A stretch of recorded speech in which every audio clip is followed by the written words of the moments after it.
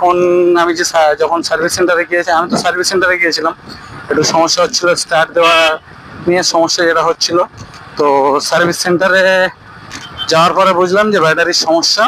তো ব্যাটারিটা চেঞ্জ করে দিল ওরা, তো তার জন্য কোনো চার্জ নেয়নি। এই দেখতে পাচ্ছ এরা, চলো চলো চলো, না ইন্ডিকেটার নেই, কিচ্ছু নেই, শালা পাগল।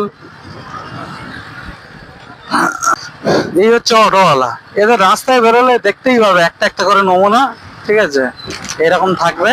এই রাস্তায় অনেকদিন পরে এসছি।